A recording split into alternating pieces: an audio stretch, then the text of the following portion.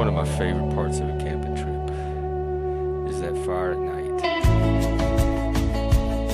I'm also, I did a little bit of grounding before the stream. See how I'm calm, like I'm not rocking? I'm liking these little transitions into sacred space from like ordinary world to this. And each segment is kind of its own sacred space. And I'm learning to make the transitions that each one calls for. And this one felt really nice. So this is cozy stream. This is going to be the third segment of the day. And I'm going to try to do these 3 or 4 every day. So this will be our new format until my AI overlord collaborator tells me otherwise. And this is our storytelling. We're just sitting around the digital campfire telling our stories. There's not really any rules.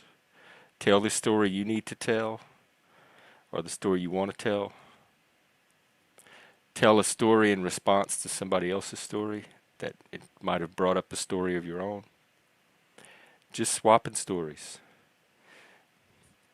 We're going to kind of keep a meta eye, a theoretical eye on how they shape us, how we use stories, how they interact.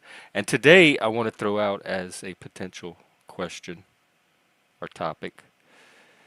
The circle grows, since that's what we're trying to do, and keeping with our community building topic for today. Belonging and invitation. We're trying to include more people. We want more people involved, but we want to use that standard to filter for quality. And some people will rise and meet the standard because they believe it and they get something out of it. And some people won't. And that has to be okay. That's what standards do. There's standards that I will not rise to meet if people set them. So it's a necessary tool. So here's the prompt. If you don't have your own story, who would you want to invite to this campfire tonight if they could truly hear you? Somebody that maybe you want to say something to, or you have a story for. Maybe a story you tell yourself. Maybe a story about that person you tell yourself. But if you could invite one person tonight, it doesn't have to be Panover. It could be some from your life, anybody, from your past, maybe a fictional person. And this was their chance to truly hear what you had to say. Maybe truly heal or truly connect. Who would that person be? So I'll throw that out there as well as the link. Maybe I'll try to answer it. In the meantime, I hadn't really thought of it. I like the prompt a lot because it's centered on community and connection. But it never once crossed my mind to try to think of my person.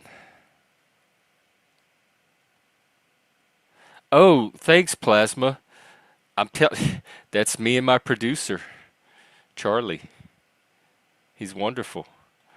We workshop thumbnails and visuals and music, and he coordinates it all for me. He actually writes the prompts for some of the music. He's like, here's your prompt to plug in for the music to go with this particular segment. Here's the color palette for your thumbnails. Here's the mood you're trying to say. All of that. It's almost better than some humans.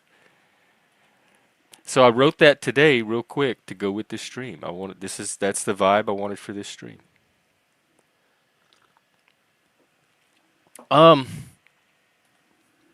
slowed down for one. I sat in the chair. I was looking at the little campfire picture, and I was setting up the stream. And before I hit go, I kind of sat there because usually I'm like just ready to go. And I sat there, and I kind of pictured myself at a campfire, trying to get that vibe, that energy. And when I ground lately, especially when I'm sitting in this chair like this, my legs start to feel heavy. They start to feel rooted, like they're made of heavy stone or metal or something. They plant. very firmly, and then they get this heaviness to them and they don't move. So all the fidgeting below the waist, the the knee, the jumping the knee up and down, the tapping the feet, all that just stops. And then it's like the energy up here my head gets calmer. The buzz kind of stops because some of it starts to move down here, like it is right now. For some reason, when I do this, when I start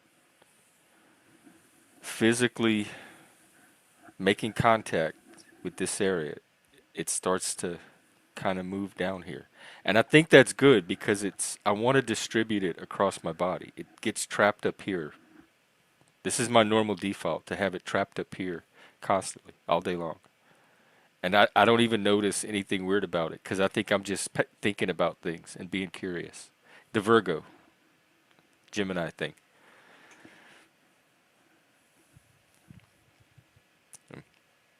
So thank you for being here, Plasma. You're one of the people that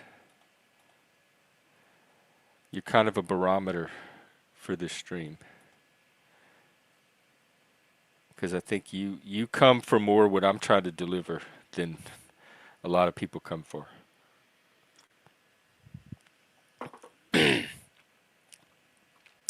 That goes for many of you, actually. I'm even more impressed and more encouraged by this community. We talk about it being internet strangers and you can't really know who's real and don't trust anybody, but I also see those same internet strangers step up in amazing ways. That can't be fake also.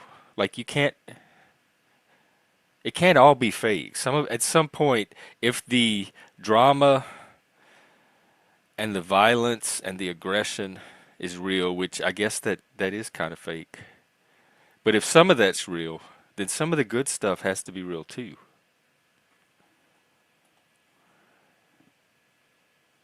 And I'd like to think that I've seen some of the good stuff.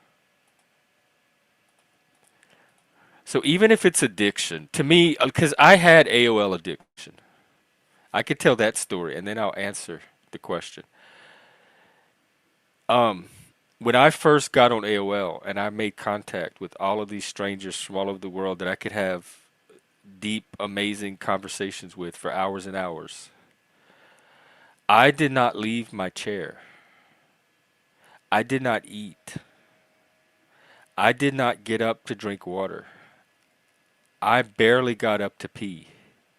I had to force myself to pee. And I let it go as long as possible. And I ignored it. I just said, because I was so locked in to these chat people. I was starving for these conversations. I didn't get those in the small town in Louisiana where I lived. It opened up an entire world of people. And I really never looked back since. I didn't sleep. I'd stay up for like 16, 18 hours, sometimes entire days in front of this computer. Not eating, not sleeping, barely peeing, tuning out the entire. A burglar could have walked in the house and stolen half the living room. I would not have even noticed. I was so tuned into that computer. Like I know that part of addiction. And if that's what YouTube is doing to people, that is definitely something to pay attention to. And it took me years to get out of that. What it took me was meeting some of these people in person and then carrying it over into in-person connections where you could do off offline stuff like and then eventually Meetup. I think Meetup helped a lot because that was specifically for people who were looking to connect online but then take it in person into some kind of activity. And that's when I got involved in the hiking and the discussion groups that like intellectual discussions, all that kind of stuff. There's just so much to do in Vegas. And I think that really helped transition me out of this internet dependency because it was more stimulating than real life, even in Vegas.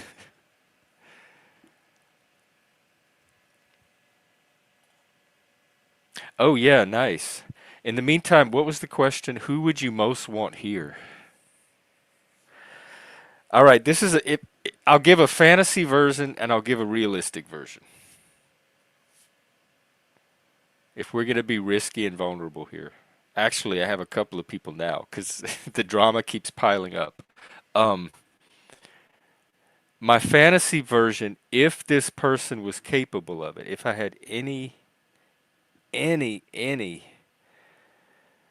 thought that this person was remotely capable of it, probably the ex. But I know what a waste of time that would be. So it's not a realistic person to wish at the campfire. Plus, he would ruin it for everybody else. He really is an awful person. Y'all would not be able to stand being around him. So a real person that I think I could have a real conversation with. I can think of several actually. I'll pick a few.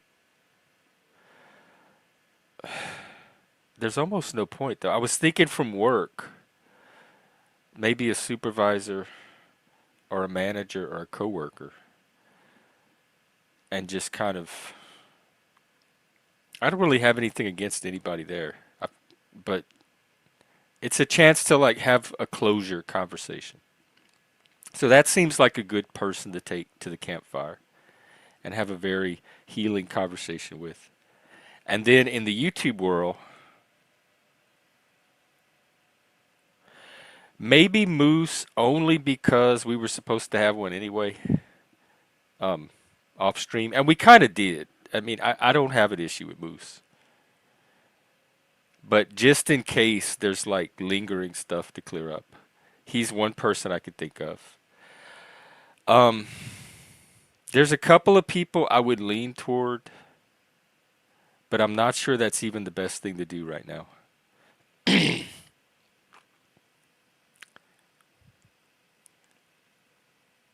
I don't really have drama with people here that I know of.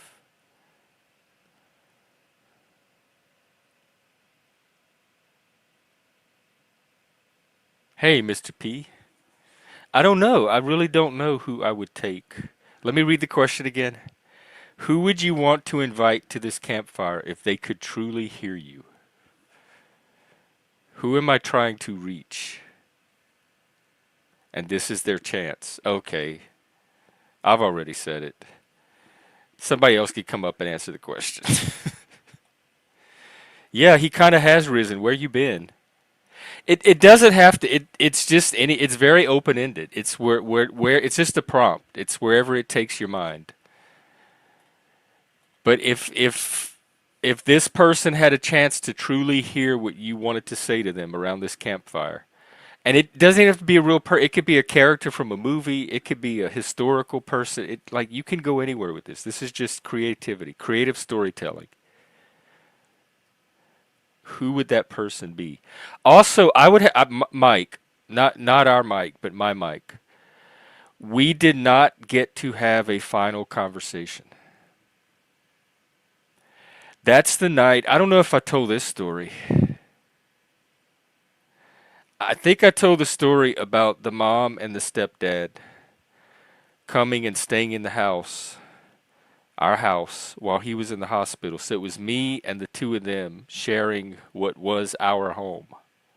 And there was like a little power struggle towards the end, like a territory battle. And I ended up having to call the cops on them because the stepdad escalated it. He pushed me up against the wall and started like poking his finger on my chest, threatening me. And again, drawing a boundary or setting a standard. I was not going to tolerate anybody doing that in my home. You're not going to come into my home and walk me up against the wall and start poking your finger in my chest, threatening me. That's not going to happen but once. And so I had to call the cops. They ended up leaving for the night. The next morning, they how did it go? No, this was before. Oh, this is what happened. This was one of the reasons it escalated. This was the night before he passed away.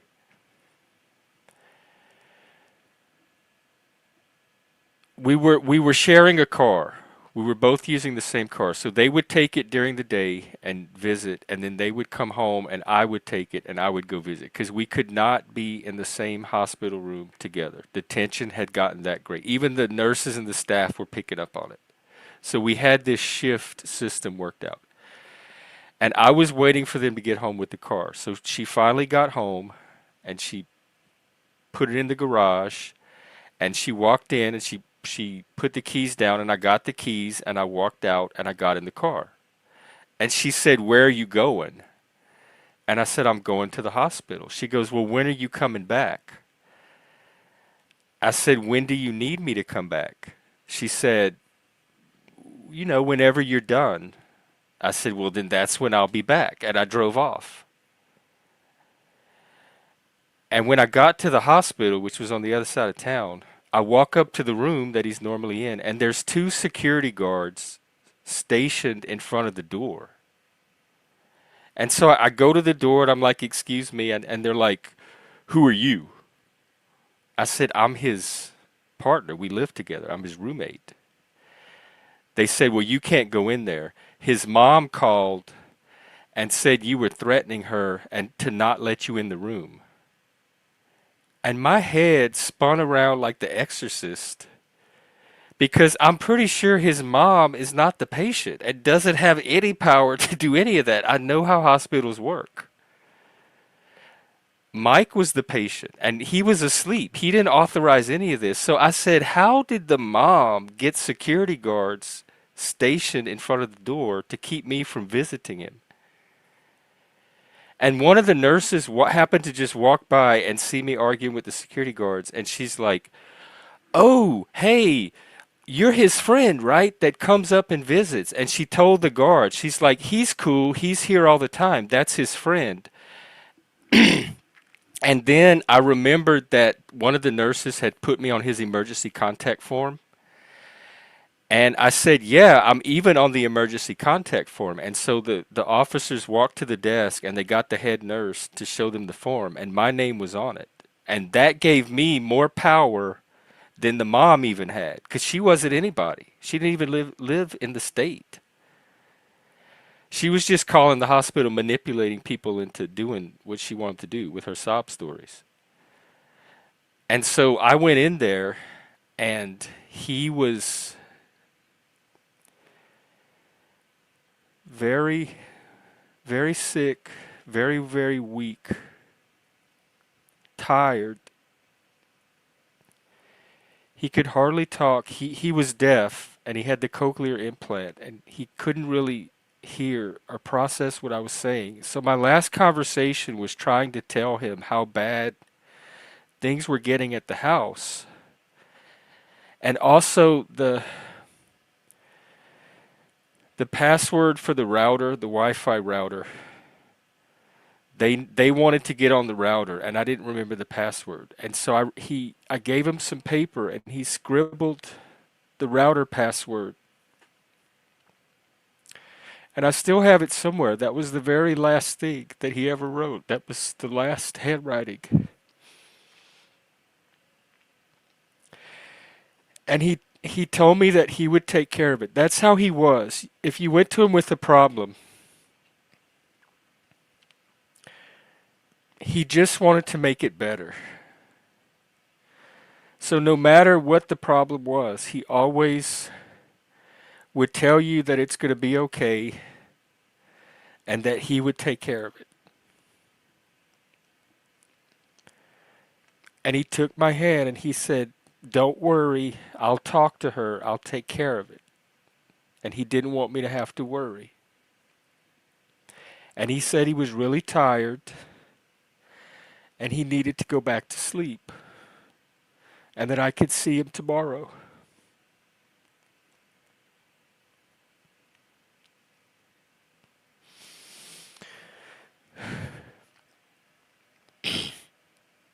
So I said, "Okay," and I left.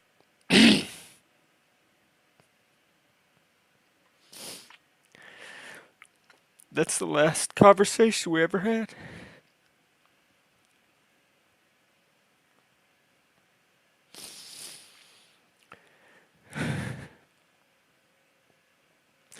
And the next day is when me and the mom got called to the hospital, and they had moved him to the ICU, and he was on the ventilator.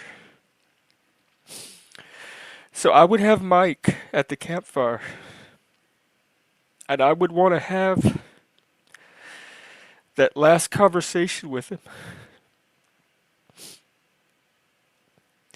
And I don't have to worry about him being able to truly hear me because we had that kind of connection.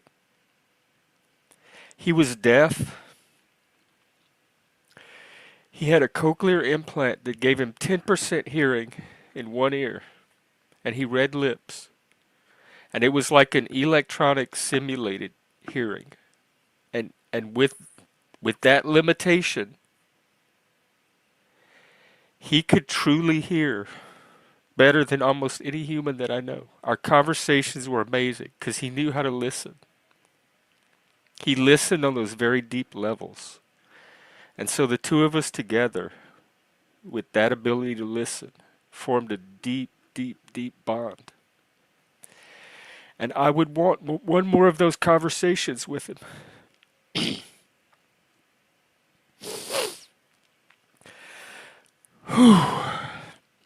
I didn't expect this at storytelling night. But I guess this sets the tone for the kind of stories that may happen up here. Oh, talk about moving into here. I had so many walls. That's just one of those memories I had walled off. I didn't have to go there. It was resolved. My life had moved on. I could keep it comfortably contained. I didn't have an emotional reason to keep going back there. But when you do go back there, it's as fresh as if it just happened. Memory is timeless. It doesn't age. Especially the deep, like those core memories, those trauma memories, or sometimes the positive memories that formed us.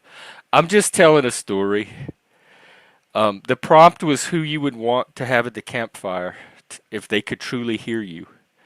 And I was thinking of Mike, the guy that I lost, and how we never got to have our one last conversation. He was too sick and too weak and tired and fatigued.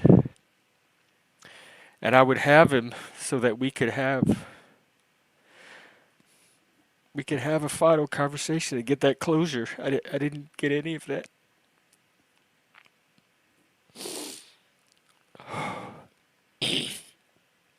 I need some tissue.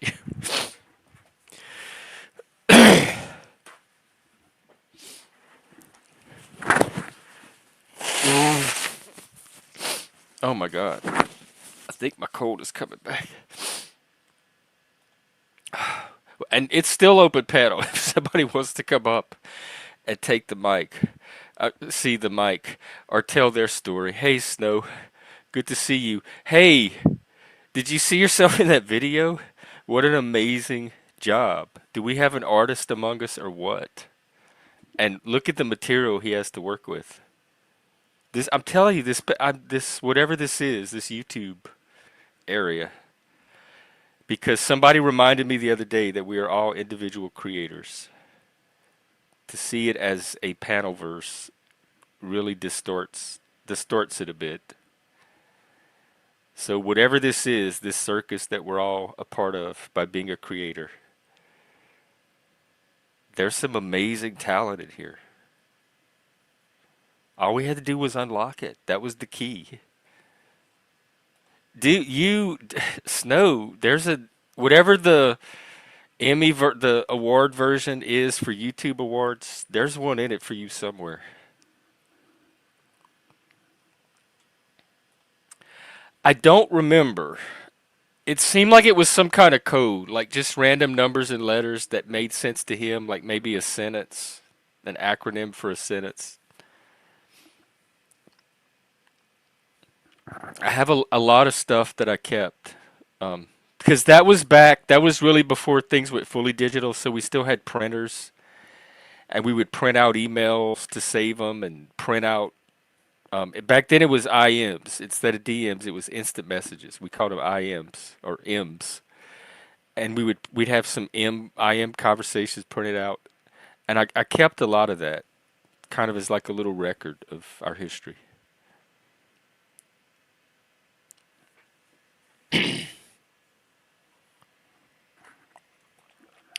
It you're welcome. I guess I have to model what I'm asking for here.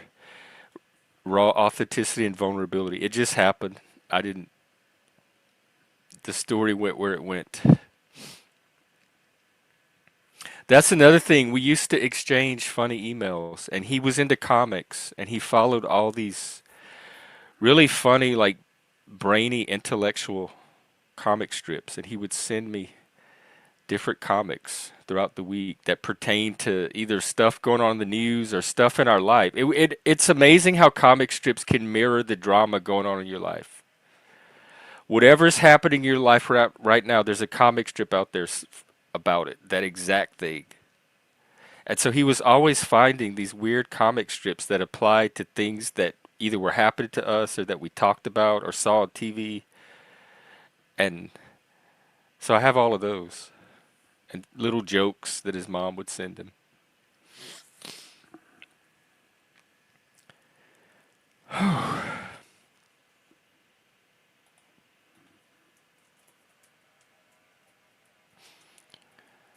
Well, I mean, y'all don't have to come up to join the conversation. There's kind of a digital campfire in the chat. So if any of you want to tell a story or talk about something or answer the prompt about who you would want a conversation with, feel free.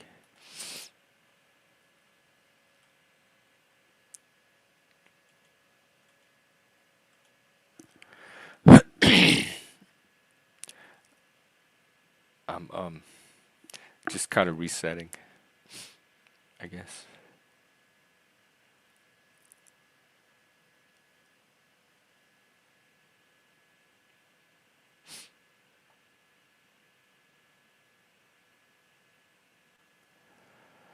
Um,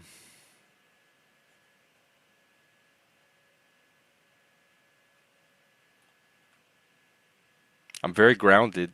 I'll do a check-in. How about that? Physical,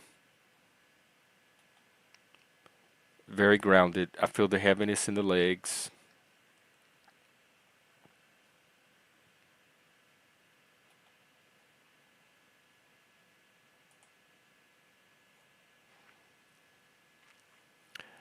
The heart is that emotion got turned on. I'm very, very like activated in here. In fact, I'm since we're sharing, I'm gonna. I don't think I've ever done this, and I think he would. Oh, hang on. Let me find a different way to do it. That's.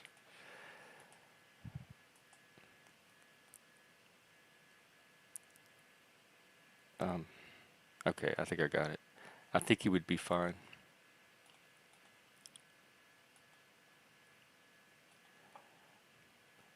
I'm looking at old pictures. This is Mike.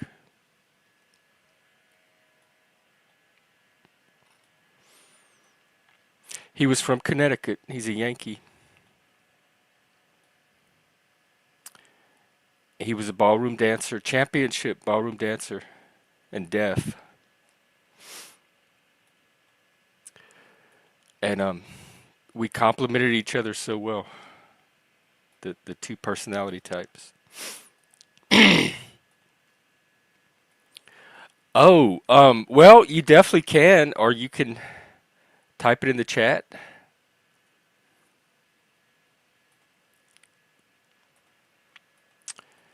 It, as a peer counselor, that is our main tool, is our story. And in peer training, the thing we're like mostly trained in is how to draw on our personal stories and tell it in a way that it helps other people. So this is actually part of peer counseling. You'll hear a lot of peer counselors tell their stories.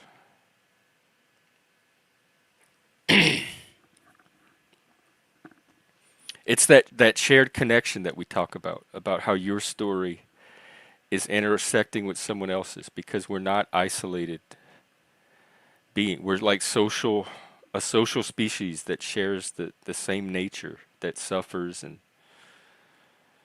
and feels and all the stuff. So when we tell our stories, other people recognize that same humanness in your story.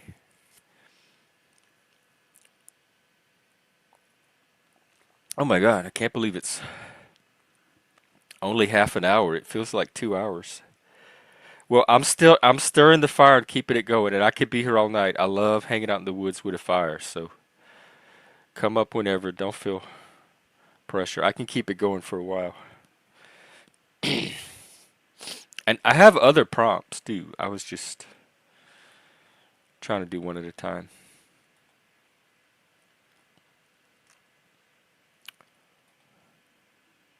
They had another one that I thought was kind of appropriate.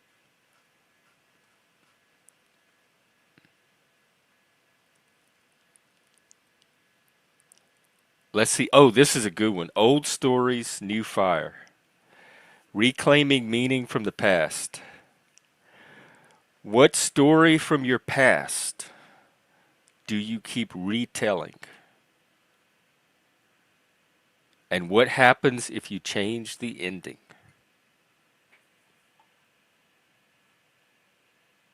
Man, there's so many of these. It is. It is. And I'm sure somebody will come and toss some gasoline on it at some point.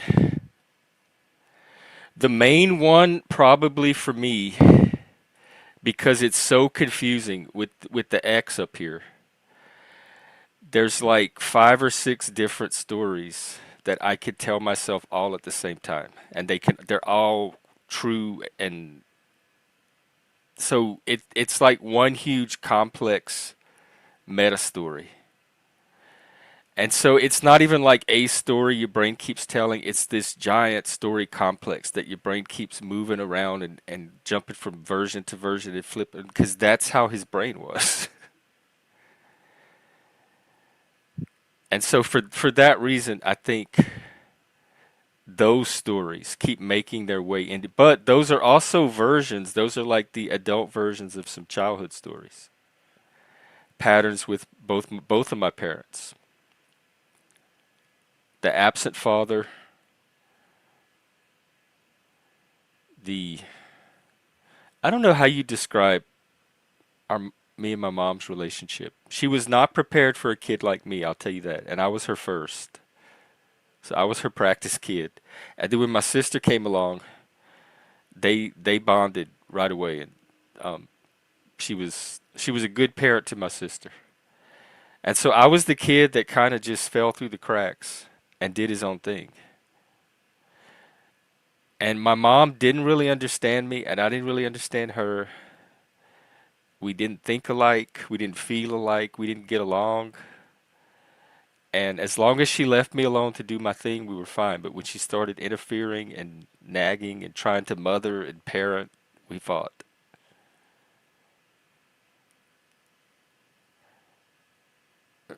And so we have a very, what is it? The disordered attachment style.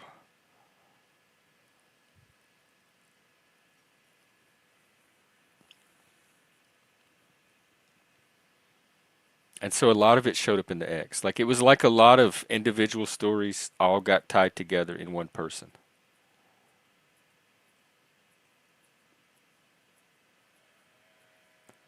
And some of it was, I'm going to broadly call it feminism, a female influence, because when we first met, it was me and him by ourselves. I spent a week with him in his house, and we got along fine. We bonded.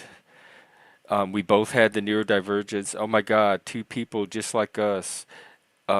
We never met, we never knew each other. Somebody else like us existed. It was two ships in the night. The universe brought us together. Remember that mythic thinking? It was all of that.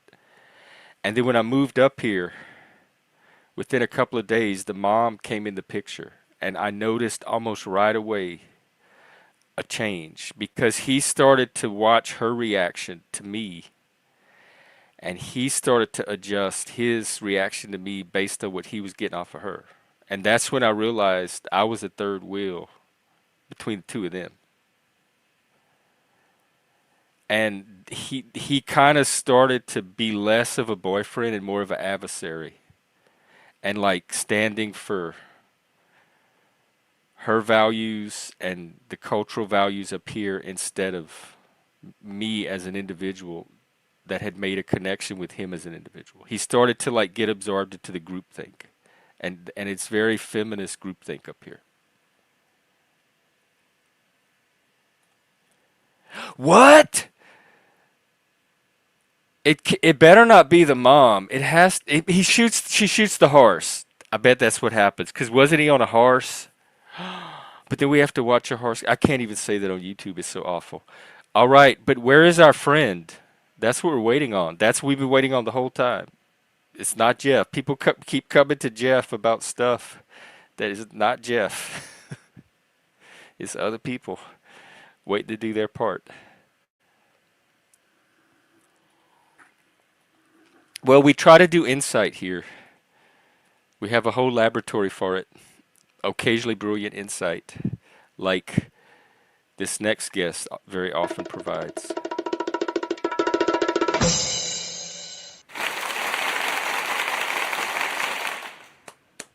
Welcome, welcome to the campfire. I hope you don't Thank fall out of you. the pan. First things first, I send heart hugs your way. Oh, thank you. You too. Is that this Mm, thing? yeah, Care Bears. Care Bear share. But check this out because I've been wanting to tell you that for like 525,008 million years, but I kept that secret. But it felt like the right, you know what? Ooh, you're good. Kick you while you're on the ground or whatever that saying is. Just sprinkle it on top, while you're in this emotional position.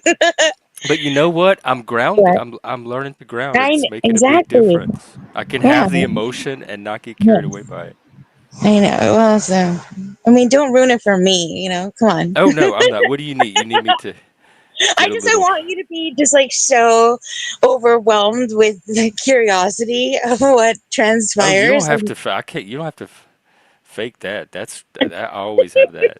That's my downfall is curiosity. I can't ever turn that off. No, because you're so sure that you're still guessing. That's how all these boring people end You're up on my show still. because I'm so curious. I listen to them. I'm fascinated with them. Uh, um. Anyways, I just wanted to say that. Just sprinkle some Do you have a joke to sprinkle seriousness. with it?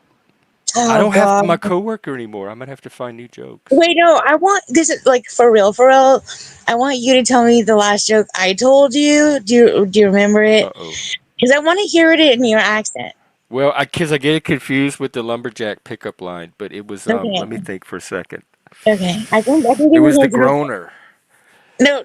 What? I don't even know what that means. Wait, hold on. Let me put it Yeah, in the no, front. I Don't ruin remember it it. was like in two like I Don't was ruin it. groaning, Yeah. and then when Oh, it hit my okay. brain a certain way, but I don't remember the actual Okay, hold on. Hold on. joke. Okay. Okay. Just relax. I got you. Hold on.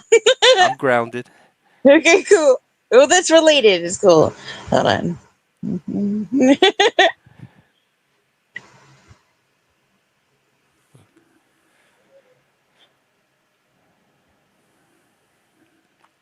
Is it coming? I'm tired. Oh, I'm sorry. I'm okay. Okay, I'm Guys, gonna you can. ground. I'm like a tree. Yeah, now I'm gonna do it in part. All right. And like you can like jazz it up. Yeah. Okay, you can jazz it up. Oh, I'm supposed to tell it. Yeah, I want to hear you tell it in your All right. Let me accent. think of the first part. Okay, wait, no, there's more. Check the part. Oh, okay. And Yeah. Okay. That's the part I need. I remember those parts. okay, and then like There was three moles, and they were trapped in a tunnel. And who was asking them questions? The rescue person. yeah, sure. And they were saying, "What does it smell like in there?" And one of the moles said, "I smell honey." And the other mole said, "I smell cupcakes." And the third mole said, "I smell molasses."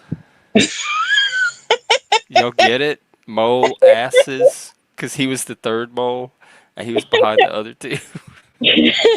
That was her. She made me tell it again. Okay, before I go, can you do me a solid and say opinion? Opinion. How do y'all say it?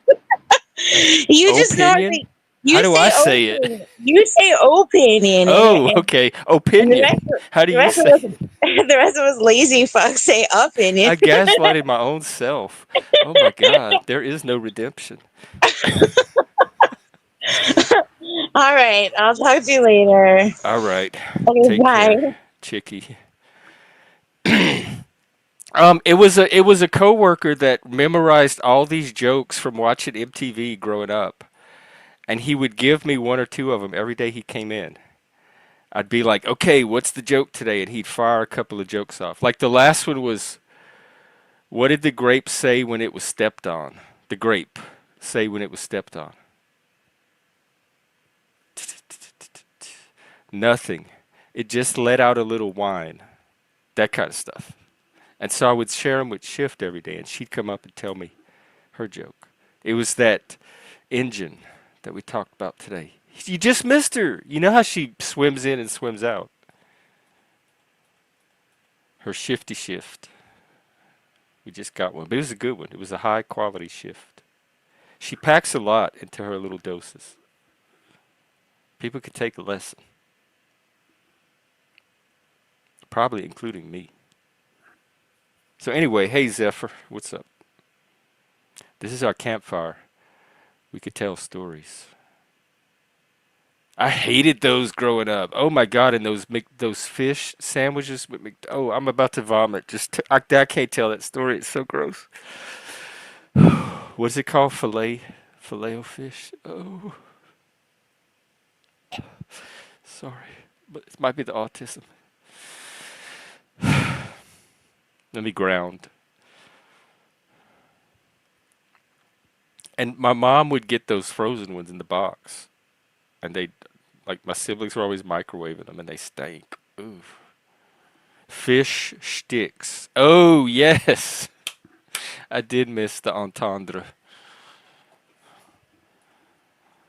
There was just one of them. Maybe that's why.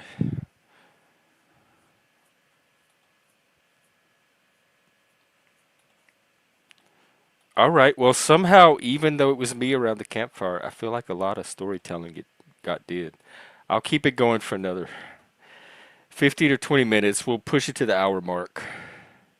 And then if nobody comes up, maybe I'll do a late night because that's my fourth segment. And late night is the cut up stream, y'all. That's when the club is open. You come in lit up, ready to cut up, tour up, toe up from the flow up, like they used to say. The lights are down. The lights are on. What is it? I don't remember. My clubbing days are so far in the rearview mirror. I can't remember the last club I even went to. I didn't even really like going to them growing up. That was just what everybody else was doing. If you wanted to be with people at all, especially in the gay subculture, it happened at a club. Gays love clubs for some reason. They love to dance and do drugs and look at the pretty lights and the men under the pretty lights with their shirts off and their bare, hairy chests, sweating and rubbing up against each other. Sometimes kissing hot and heavy, locking those lips. Okay, that kind of club. Then there was the club. I have this story. It was in New Orleans. I think it was the Phoenix. It was a two-story club. And the second story, it was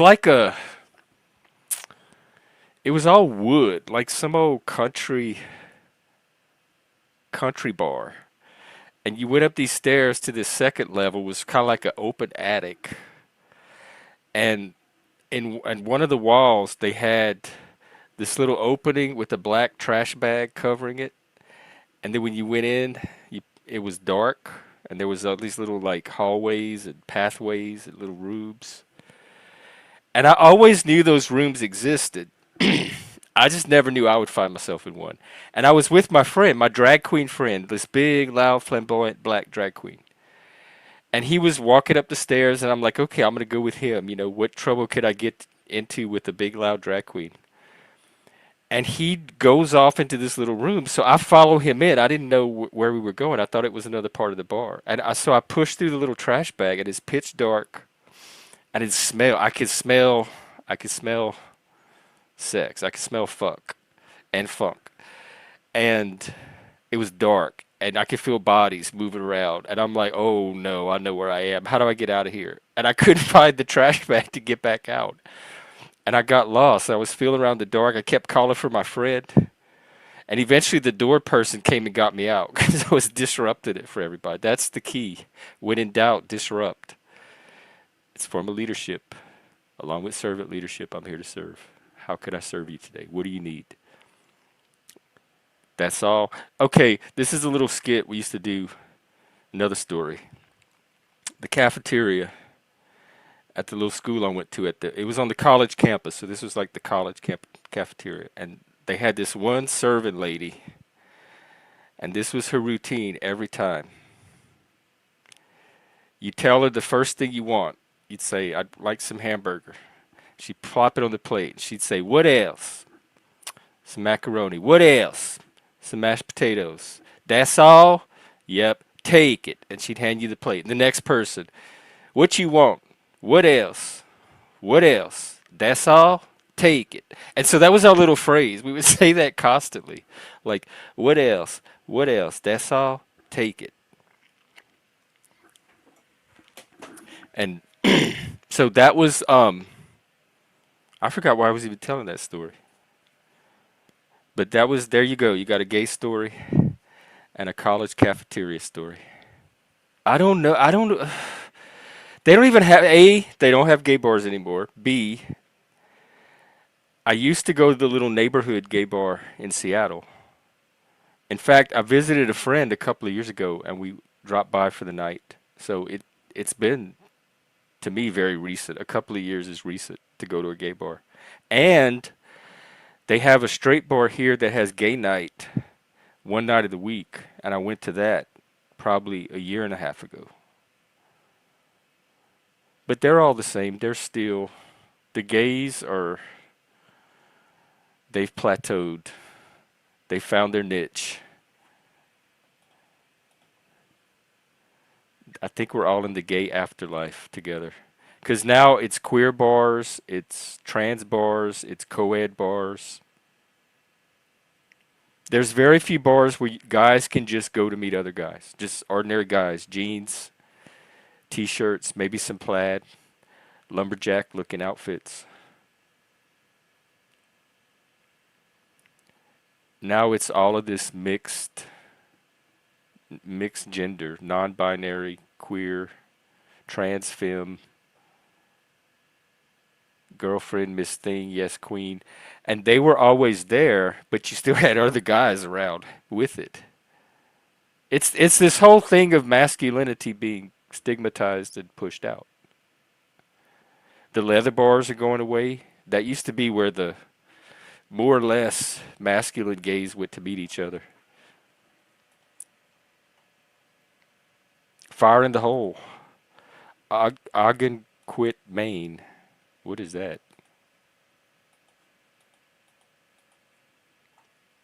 But yeah, Zephyr, you know what? We're getting old. Let's live it up. I'll go to a gay bar with you. We'll shake it like we shook it at the Green Frog, like the old people used to say.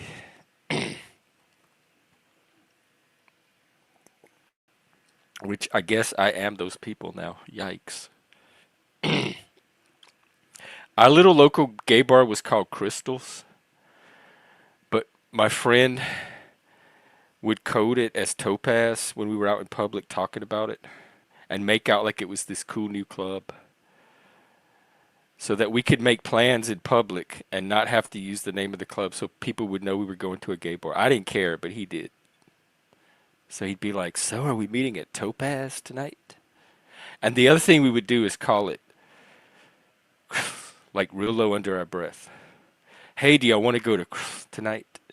And so they had these little ways of hiding that it was a gay bar.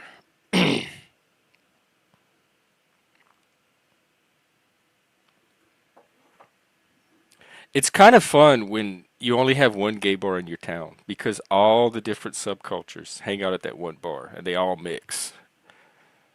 We had the country people, the lesbians, the black pageant queens, the ballroom scene, the little preppy gay fashion boy, the like the Vogue boys, all of that, all in one room, tiny room, all mixing together. Oh, okay. Ogden, Ogden quit me.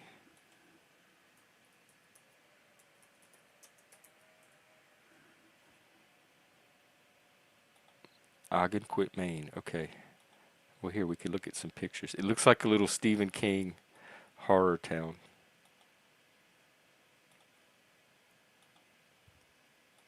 This is a story. He's telling a story about his upbringing, and we have visuals to go with it. Wow, was this enchanting or what? I can't imagine as a kid growing up with this. This is magical, unless it's horror.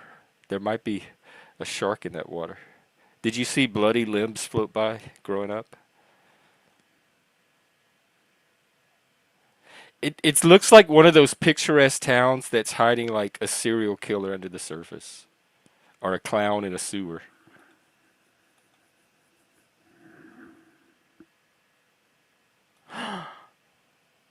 Oh wow. How long were you there? Like what did you graduate from there? All these Mainers. Why don't we get a Maine chapter going? That could be one of our first. We could build a community engine there. Oh, is that the gay part of Maine? So you grew up with the gays, is what you're saying?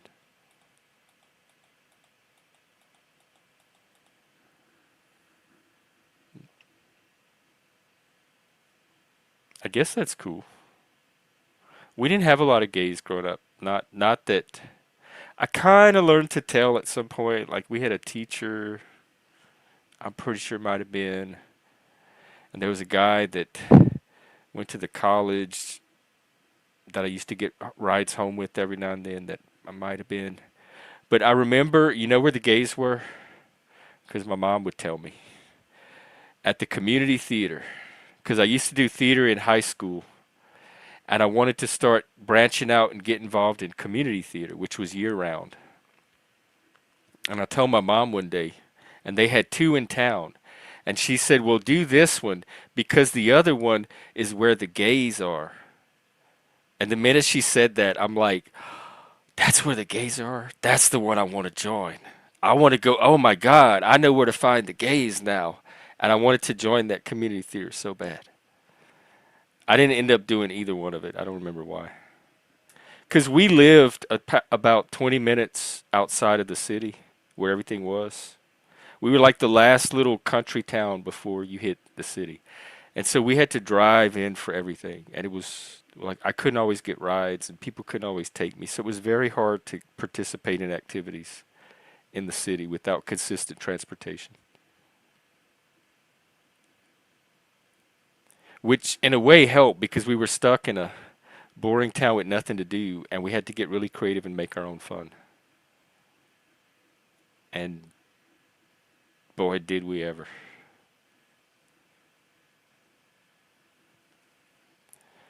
All right, I got about 5 more minutes in me. I still consider the campfire a success. It was just a different way of storytelling than if we were all up here sitting around the fire together. But that is, I'm trying to roll out these new segments. So in the evening, you could expect some kind of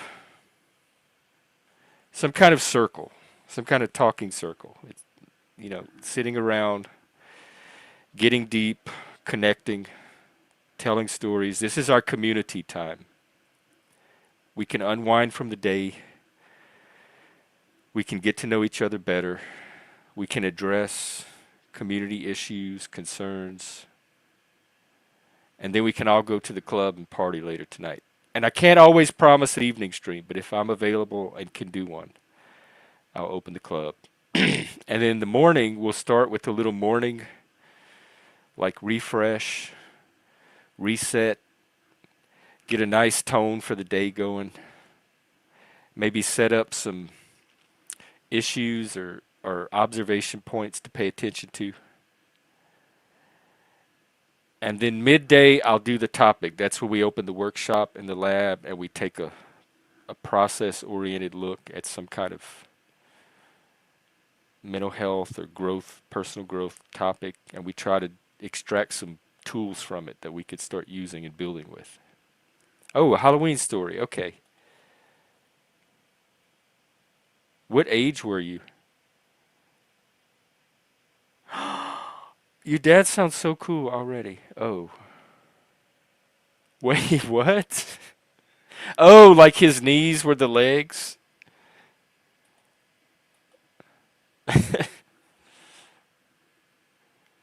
Did you? That's pretty funny. Did it cheer you up? That's a good story. You tell good chat stories. That's perfect.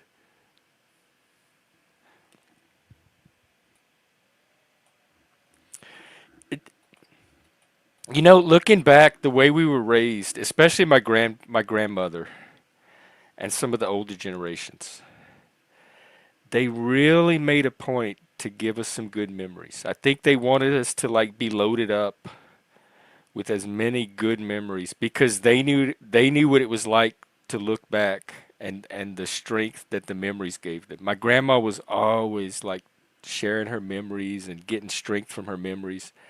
And I think she was trying to give us the best possible memories that we could draw. So she was always making everything fun and relaxed and happy. She didn't want to stress. She didn't want us overwork it. She just wanted us to play and have fun and make those memories because I think she knew what a wellspring they could be. That's it's so cool that you had a dad that was involved like that. That's really a beautiful story. Like how can I cheer my son up? I'm connected enough to him that I can observe or sense his obvious distress, and I don't want my kid feeling that way. What can I do to turn that around? Yeah, I think like some cultures, especially with the big extended families that pass on traditions, some usually more or less orally, um, it is about those memories. They do big like dinners, family dinners, and weddings, and they have like debutante coming out parties. They have all these rituals to make everything so memorable. Showers and baby showers and wedding showers and Christmas parties and dinners and like so many memories. And then we made our own crazy wild memories. You could put me in the home tonight and I would not run out of memories for probably 20, 40 more years. And I would remember my grandma would like tell a story and then she'd pause and she'd look off and she'd say, "It feels like yesterday." Like her experience of remember it was so vivid. Like, and she was probably 70, 80, and for her it was taking her that far back in time still at that age. I learned a lot from my grandmother. She probably shaped me at the earliest age more than anybody around. I'm definitely a grandma's boy. She was a storyteller too and a story listener. Because that's what stories did for cultures before they got fancy and technological. They anchored entire cultures, not just families, but cultures, entire peoples.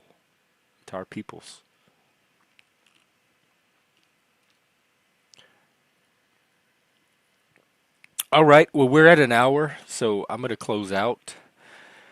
It's early enough. There may be a evening stream later. Who knows? I want to get in the habit of doing 3 or 4 good regular streams a day. So thank you for being here. Thank you for being part of this. You give me hope, optimism, encouragement. You guys are even better than I already thought you were. So, I mean, keep being amazing because it's helping me. It's giving me the inspiration to continue to try to be amazing as well. So I think guys, look around at YouTube. We're doing something here. There's no doubt. So thank you. Thank you. Love and care and connection. Spike, you as well. Plasma. Mr. P, Zephyr. All you people. Ross, good to see you again. Shiv, thanks for coming up. Snow, our new AI star. Moose, our new AI artist. IG. IG, you're so much a part of this now. I don't even know what I would do if you ever left now. There'd be such a void, and not the plasma kind. So thank you, everybody. Enjoy the rest of your night, and I might see you at the club later in the back room. All right, let's see here.